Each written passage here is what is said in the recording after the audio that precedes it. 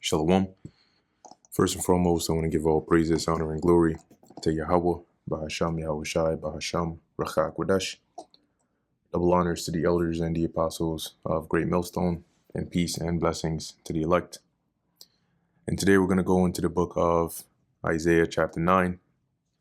And as we get into it, a lot of Isaiah 9, a good portion of it, I would say, right, is prophetic.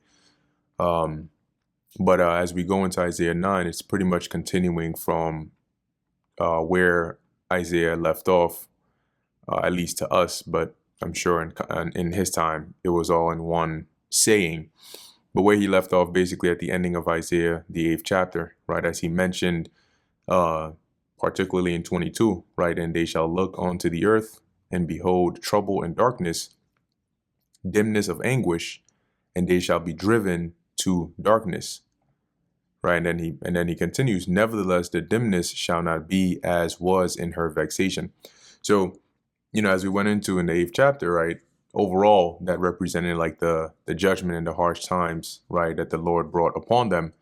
But also a part of that darkness represented not having the way of truth, okay, or the way of, the path back to Yahweh Ba'Shem Yahushai to gain that salvation, which eventually was the state that Israel was driven to, which was why Yahushai, or why it was needful for Yahushai to come on the scene when he did, to do what he did. So picking up in Isaiah chapter 9, verse 1, nevertheless, the dimness shall not be as was in her vexation. So this dimness or this darkness that they would be in is not going to be, like it was in her vexation. And this vexation is actually going to talk about the judgment that the Lord brought upon the northern kingdom, right? It says here, when at the first he lightly afflicted the land of Zebulun and the land of Naphtali. And around this time, especially those lands, I think we covered this in the 8th chapter as well, how the Lord had Tiglath-Pileser basically come and basically take over a portion of the northern kingdom, plundered it, and annexed it, right? And also when we read in 2 Kings, the 15th chapter, right, it mentions here, 29th verse, in the days of Pekah, king of Israel, came Tiglath-Pileser, king of Assyria, and took Ijon and Abel Beth Maacah, and Janoah, and Kadesh, and Hazor, and Gilead, and Galilee, all the land of Naphtali, and carried them captive to Assyria. Now, keep in mind, this was prior to the full deportation of the entire, the northern kingdom, which happened after Tiglath-Pileser by his son Shalmaneser V. Right, that's when they actually besieged Samaria and then broke into it, and then basically deported at that point the bulk of the northern kingdom. But prior to that, you had Tiglath-Pileser, who did come into the land, and as we just read about here, after plundering, also took captives into Assyria. So you had, like you would say, like waves, right? About like 2 or so waves of Israelites being taken captive into Assyria. So as it says here, first he lightly afflicted the land of Zebulun and the land of Naphtali, and afterward did more grievously afflict her by the way of the sea beyond Jordan in Galilee of the nations. So that whole region afterwards, after Tiglath-Pileser, is where you had pretty much the bulk of the northern kingdom, and that whole region, after being broken down, they were taken out of the land and sent captive into Assyria. Right. This was started by Shalmaneser V, but finished by Sargon, which is recorded to be his brother. So what Isaiah is saying here is that this was the judgment the Lord brought upon them, but that dimness, that darkness they were in, though it would be bad, it wouldn't be like this kind of judgment. And the reason is because they would be delivered from that darkness or that dimness that they were in, as it goes into in verse 2. It says here, the people that walked in darkness have seen a great light. And verse 2 is prophetic, right? When it says the people that walked in darkness Remember, in the end of the 8th chapter, it says they would be driven into darkness. So through process of time and through history, Israel ended up going off and off and off to the point where, leading up to the New Testament, you had Israel, even though you had Israelites that knew they were Israelites and kept the laws and customs and statutes, they were without the proper way of coming back to the Lord, which would be through Yahushua. So these people here that walked in darkness were the Israelites at the time of Yahushua coming on the scene that did not have the knowledge of the truth. And by that, I mean the doctrine that Yahushua brought. Okay, and more particularly referring to the ones within that region of Galilee and up north over there. So when it says here, they have seen a great light, that light represents Yahushua, the Messiah, right? And when he went in that region and started to teach, that was the fulfillment of them seeing this great light. They that dwell in the land of the shadow of death, which is, it's another way of referring to those that walk in darkness, upon them hath the light shined. Okay, and once again, that was manifested when Yahushua went and preached over there. So in Matthew 4, right, we'll get the account of that. This is Matthew chapter 4, verse 12. Now when Yahushua had heard that John was cast into prison, he departed into Galilee. And leaving Nazareth, he came and dwelt in Capernaum, which is upon the seacoast, in the borders of Zebulun and Naphtali, that it might be fulfilled, which was spoken by Isaiah the prophet, saying, the land of Zebulun and the land of Naphtali, by the way of the sea, beyond Jordan, Galilee of the Gentiles, or of the nations, as is worded in Isaiah, the people which sat in darkness saw great light, and to them which sat in the region and shadow of death, light is sprung up. Okay, from that time, Yahushua began to preach and to say, repent, for the kingdom of heaven is at hand. And that repenting for the kingdom of heaven is at hand was a part of that light that Yahushua shined upon them, right? Starting with him, because it would be through him that we would gain that salvation. But this was the fulfillment of what Isaiah was prophesying about here in Isaiah 9:2. Verse 3, thou hast multiplied the nation. Now, in verse 3, it is, I would say there's a part of this which is probably attributed to maybe a translation or scribal error. But when you look at a lot of these other translations, they all sort of agreed to omitting this not in here because it doesn't agree with the rest of the verse. It doesn't really make sense in the verse. So it says here, thou hast multiplied the nation and not increased the joy. They joy before thee according to the joy in harvest, and as men rejoice when they divide the spoil. Right? So it would make more sense that this not is omitted here. And it would read that thou hast multiplied the nation and increased their joy. Why? Because as we're continuing from verse 2, it's on the same point of having that light shined, right? And eventually that would lead to the peace, the joy, the prosperity. So as it says here, and the colon is sort of tying that point in, right? They joy before thee according to the joy in harvest, right? Like when there's a harvest, everybody's happy. You have a surplus, an increase in crops, food, celebration, X, Y, and Z.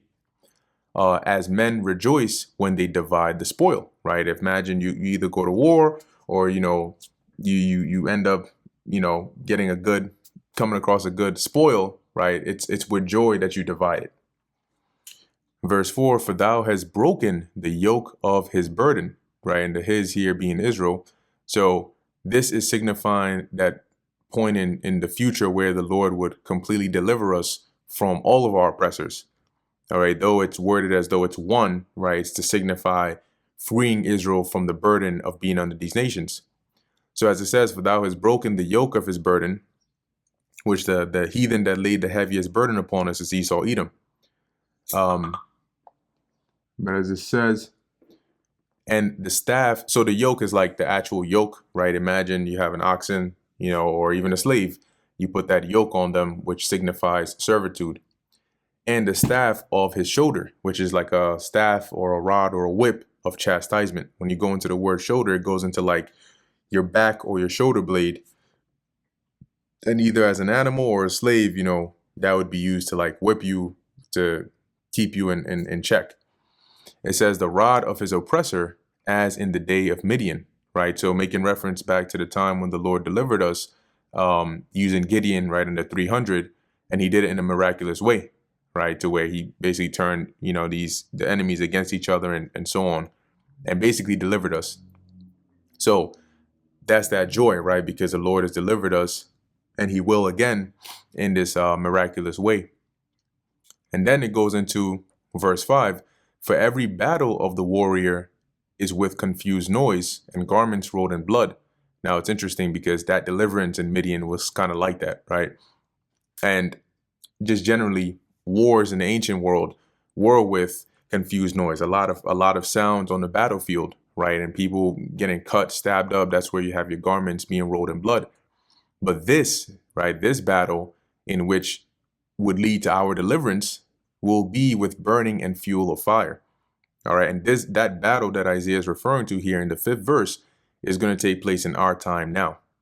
Okay, because it only makes sense that verse 4 would be fully fulfilled in our time now, because that is when the Lord is going to completely break that yoke of our burden, right? And the staff of our shoulder and the rod of our oppressor, because we're no longer going to go into captivity anymore after this deliverance. And it is through that destruction by burning and fuel of fire that we are going to be delivered out of here.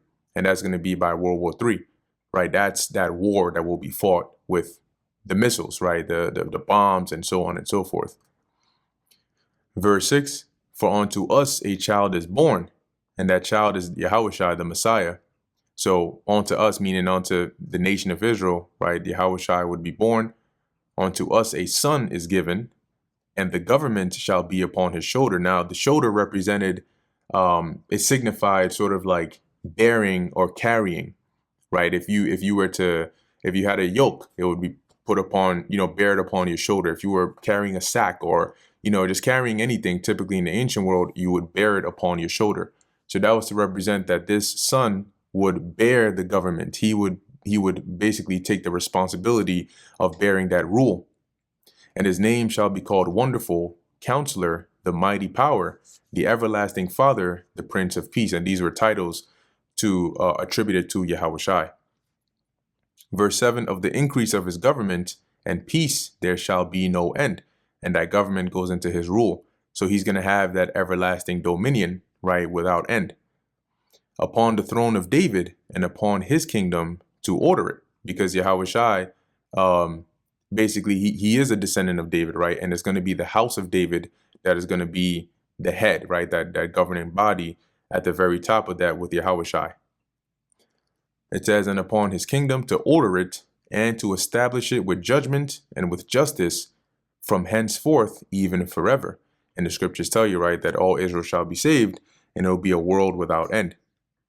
The zeal of the Lord of hosts will perform this, right? So it's the Lord, it's the Most High's intent to make this come to pass. Verse 8, and so now Isaiah returns back to, so as he's prophesying, he's speaking of these things that are happening in the future, and then he returns back to the present day judgment that will come upon Israel. So it says here, the Lord sent a word into Jacob, and it hath lighted upon Israel, meaning it has fallen upon Israel, and all the people shall know, even Ephraim and the inhabitant of Samaria, that say in the pride and stoutness of heart, the bricks are fallen down, but we will build with hewn stones. The sycamores are cut down, but we will change them into cedars. And this is referred to them.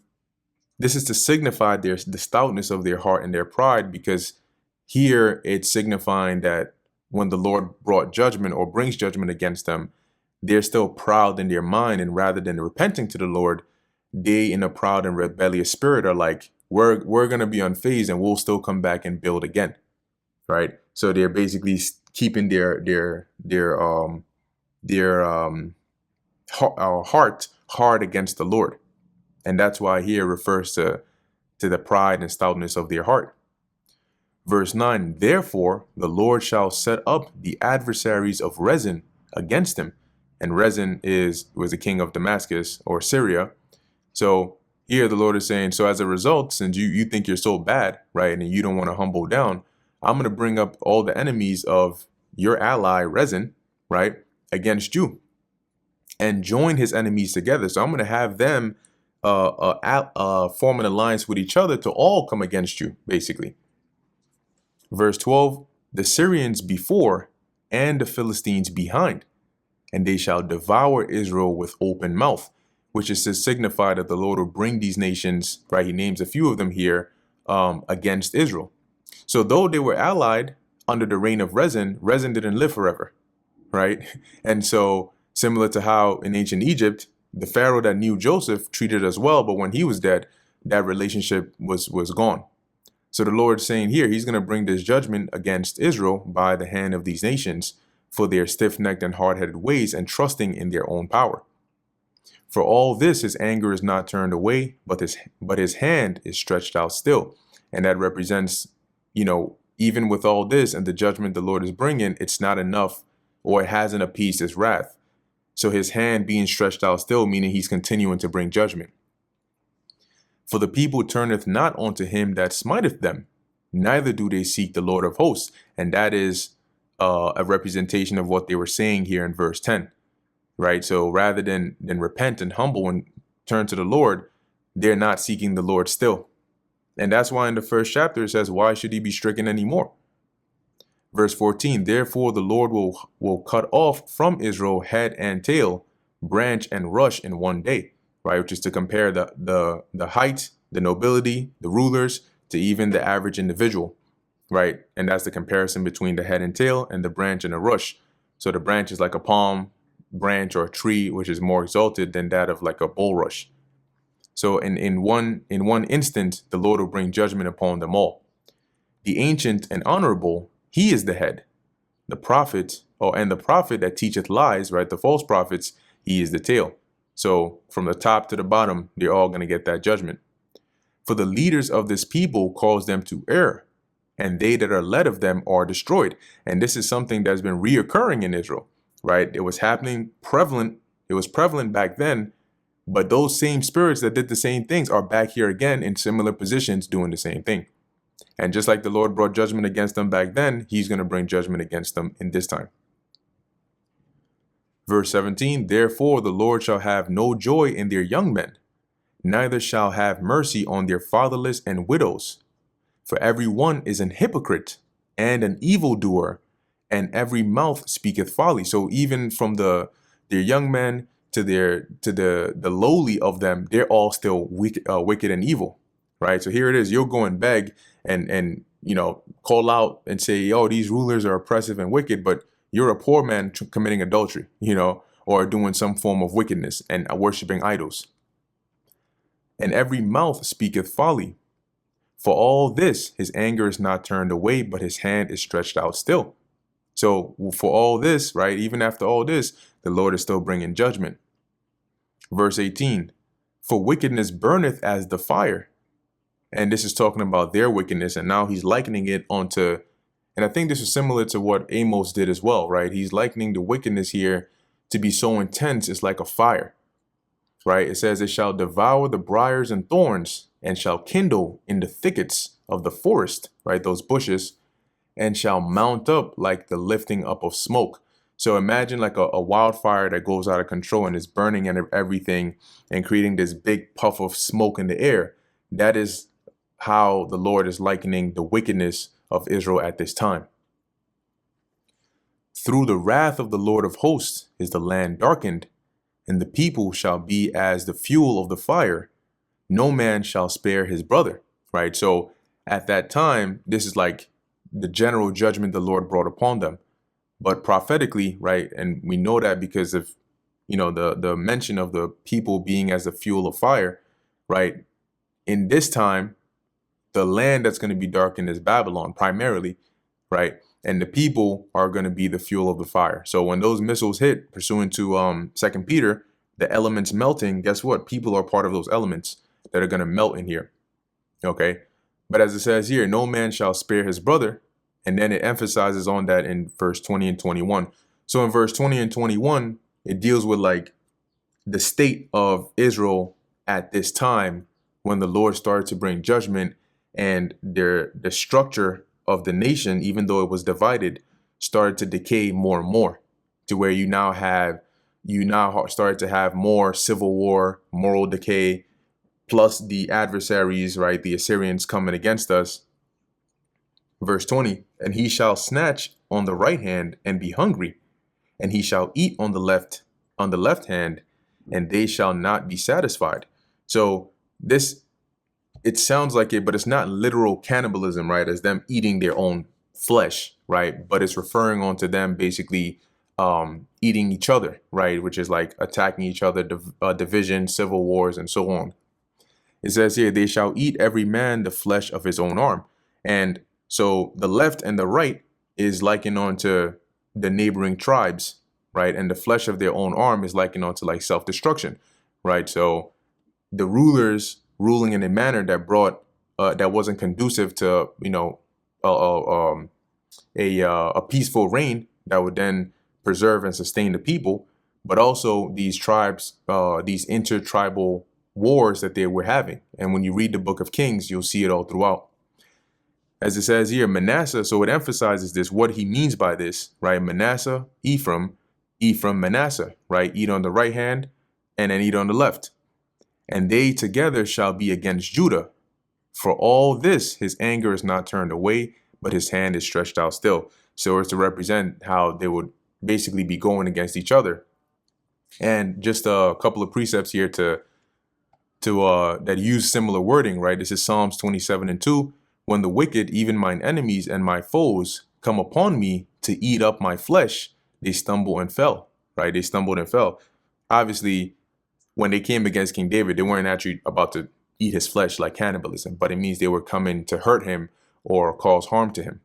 This is Galatians 5:14. For all the law is fulfilled in one word, even this, that thou shalt love thy neighbor as thyself. But if ye bite and devour one another, take heed that ye be not consumed one of another.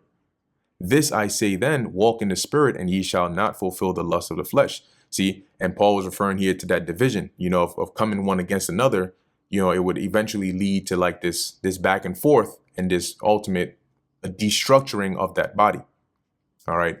So coming back to Isaiah 9, this pretty much brings us to the end of the chapter. Lord willing, this was edifying to the elect. In closing, I want to give all praises, honor, and glory to Yahweh, Bahasham Yahushai, Bahasham Rechak Wadash. And until next time, Shalom.